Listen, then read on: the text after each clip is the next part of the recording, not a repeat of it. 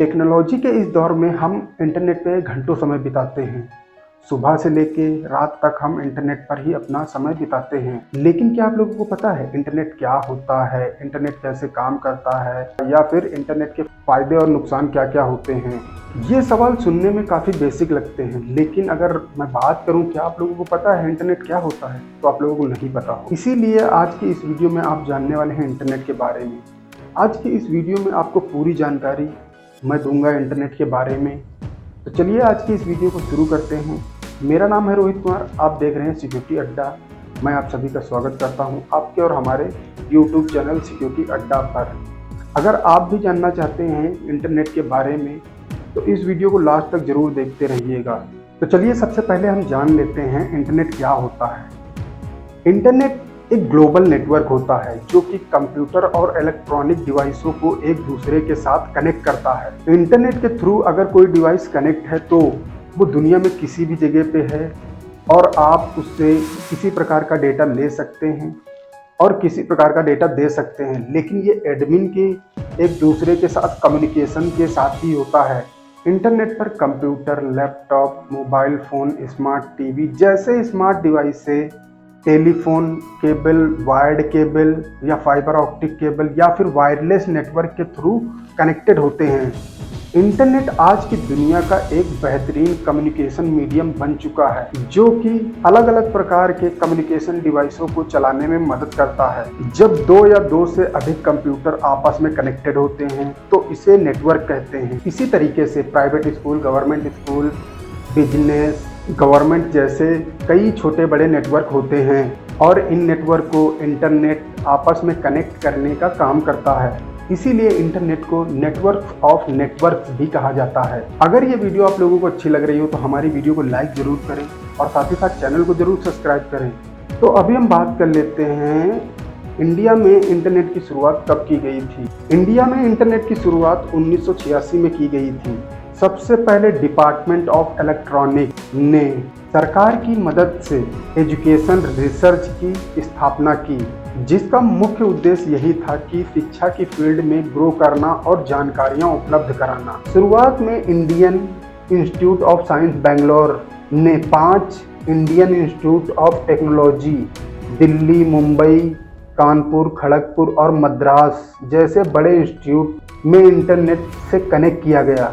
14 अगस्त 1995 को उस समय की सबसे बड़ी टेलीकॉम कंपनी BSNL ने आम नागरिकों के लिए भी इंटरनेट की सुविधा लॉन्च की। दिल्ली, मुंबई, कलकत्ता, चेन्नई, बेंगलोर जैसे बड़े शहरों के लोग डायल अप कनेक्शन के जरिए इंटरनेट एक्सेस कर सकते थे। इसकी स्पीड 9.6 kbps और हर 250 घंटे के लिए $160 चार्ज किया जाता था। शुरुआत में हार्डवेयर और नेटवर्क का इशू आने लगा था, लेकिन इसके बावजूद BSNL ने करीब 6 महीने में ही 10,000 सब्सक्राइबर जोड़ लिए थे। सन 2004 में सरकार ने ब्रॉडबैंड पॉलिसी बनाई, जिसके अनुसार ब्रॉडबैंड की डाउनलोड स्पीड 256 kbps या फिर उससे अधिक होनी चाहिए थी। सन 2005 के बाद ब्रॉडबैंड इंडस्ट्री का बहुत तेजी से विकास होने लगा, लेकिन इसके वायरलाइन टेक्नोलॉजी होने के कारण काफ़ी दिक्कतों का सामना करना पड़ रहा था। लेकिन यह समस्या भी दूर हो गई जब सरकार ने 3G और 4G कनेक्शन की नीलामी शुरू कर दी और फिर वायरलेस ब्रॉडबैंड की शुरुआत हुई। भारत में 10 अप्रैल 2012 को एयरटेल ने 4G सर्विस को लॉन्च किया, जिसके बाद दूसरी टेलीकॉम कंपनियों ने भी अपनी इस सर्विस को लॉन्च किया। 5 सितंबर 2016 को मुकेश अंबानी ने रिलायंस जियो को लॉन्च करके दूसरी बड़ी टेलीकॉम कंपनियों को टक्कर दी। रिलायंस जियो ने 2G और 3G को छोड़कर सिर्फ 4G पर ही अपना फोकस किया। रिलायंस जियो ने अपने कस्टमर को 6 महीने के लिए इंटरनेट प्लस कॉलिंग की सुविधा फ्री दी, जिसके चलते रिलायंस जियो को परचेज करने के लिए लोगों की काफ़ी ज़्यादा भीड़ उमड़ पड़ी रिटेलर शॉपों पर। देखते देखते 1 महीने के अंदर ही रिलायंस जियो ने 16 मिलियन सब्सक्राइबर का इतिहास रचा।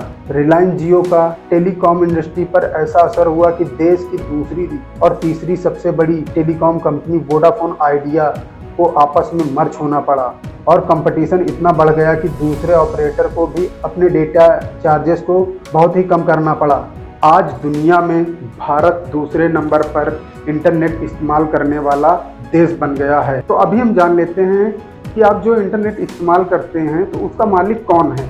इस सवाल का जवाब काफ़ी मुश्किल है, क्योंकि इंटरनेट काफ़ी बड़ा नेटवर्क है, इसका मालिक कोई भी नहीं है, जो कि कई सारे नेटवर्क और इंफ्रास्ट्रक्चर के साथ मिलकर बना हुआ है। ऐसे में किसी एक व्यक्ति या फिर किसी एक संस्था का मालिक होना असंभव है। अगर दूसरे तरीके से देखें तो इसके कई सारे मालिक हो सकते हैं, क्योंकि इंटरनेट चलाने के लिए कई सारी चीज़ों की ज़रूरत होती है, जैसे कि optic cable, IP address, domain name, router, internet tower जैसे कई सारी चीज़ों की ज़रूरत होती है, और इन चीज़ों के मालिक अलग अलग लोग हो सकते हैं। ऐसी कई सारी ऑर्गेनाइजेशन हैं जो इंटरनेट के कई सारे स्टैंडर्ड को निर्धारित करती हैं, लेकिन पूरे इंटरनेट पर उनका भी अधिकार नहीं होता है। कोई एक कंपनी या कोई एक देश या कोई सरकार इंटरनेट पर किसी का भी अधिकार नहीं होता है। तो अभी हम बात कर लेते हैं इंटरनेट कैसे काम करता है। अगर आप जानना चाहते हैं इंटरनेट कैसे काम करता है तो आपको वेब की बेसिक जानकारी होनी चाहिए। सबसे पहले हम यह समझने की कोशिश करते हैं कि आखिर इंटरनेट पर डेटा ट्रांसमिट कैसे होता है, यानी कि इंटरनेट पर एक स्थान से दूसरे स्थान पर नोटिफिकेशन कैसे पहुंचती है। यदि हम गूगल की वेबसाइट को अपने कंप्यूटर में खोलना चाहते हैं तो ऐसी स्थिति में हमारा कंप्यूटर एक क्लाइंट की तरीके से काम करेगा। वहीं जो कंप्यूटर गूगल का उपयोग कर रहा है, यानी कि जिस सिस्टम में गूगल वेबसाइट का डेटा स्टोर है, वो सर्वर पर स्टोर होता है। अगर आप लोगों को नहीं पता है सर्वर क्या होता है या सर्वर कैसे काम करता है, तो सर्वर के बारे में मैंने ऑलरेडी एक वीडियो बना रखी है, जिसका लिंक मैं आई बटन में और वीडियो को डिस्क्रिप्शन में दे दूंगा। वहां से जाके आप उस वीडियो को देख सकते हैं। जब हम वेब ब्राउजर पर google.com डालकर एंटर करेंगे, तब हमारा कंप्यूटर यानी कि क्लाइंट गूगल के सर्वर पर रिक्वेस्ट सेंड करता है। इंटरनेट पर भेजे गए रिक्वेस्ट या सेंड मैसेज एक साथ सेंड नहीं होते, इन्हें अलग अलग हिस्सों में बांट दिया जाता है, जिसे नेटवर्क पॉकेट कहा जाता है। फिर इन पॉकेट्स को नेटवर्क के जरिए डेस्टिनेशन तक पहुंचाया जाता है और पहुंचने पर इन्हें फिर से कनेक्ट कर लिया जाता है। अब आपके दिमाग में ये चल रहा होगा कि एक ही समय में करोड़ों लोग इंटरनेट का एक्सेस करते हैं, यानी कि गूगल का एक्सेस करते हैं। इसका मतलब नेटवर्क में अनगिनत पॉकेट ट्रैवल कर रहे होते हैं। ऐसे में इन पॉकेट्स को कैसे पता चलता है, तो इन्हें कहाँ जाना है, इसके लिए आईपी एड्रेस का इस्तेमाल किया जाता है, जो इंटरनेट से जुड़े हुए हर एक इलेक्ट्रॉनिक डिवाइस का एक अलग या फिर एक यूनिक आईपी एड्रेस होता है, और इससे उस डिवाइस का आईपी एड्रेस पता चल जाता है। तो अभी हम बात कर लेते हैं इंटरनेट का इस्तेमाल कहाँ कहाँ पर किया जाता है। आज के इस दौर में इंटरनेट हमारी जिंदगी का एक हिस्सा बन चुका है। आज के टाइम पे लगभग हर office, bank, ATM, airport, railway station, school आदि किसी न किसी तरीके से इंटरनेट से कनेक्टेड होते हैं। तो चलिए जानते हैं इंटरनेट का इस्तेमाल कहाँ कहाँ पर किया जाता है।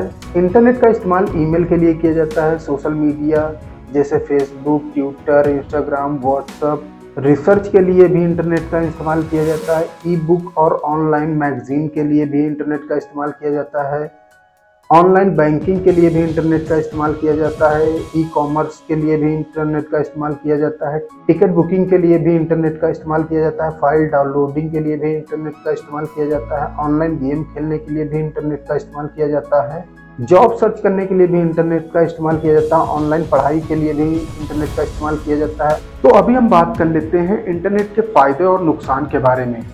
इंटरनेट के फायदे कई प्रकार से हो सकते हैं, जैसे कि नंबर 1, सोर्स ऑफ इंफॉर्मेशन, जानकारी के लिए इंटरनेट का इस्तेमाल करना। इंटरनेट एक ऐसा जरिया है जिसकी मदद से आप किसी भी प्रकार की जानकारी ले सकते हैं, और साथ ही साथ आप किसी भी विषय पर पढ़ सकते हैं, मूवी देख सकते हैं, या फिर जिससे रिलेटेड भी आपके अंदर कोई ये क्वेश्चन है, उससे रिलेटेड अगर आप गूगल पर सर्च करेंगे या यूट्यूब पर सर्च करेंगे, उससे रिलेटेड आपको जानकारी मिल जाएगी।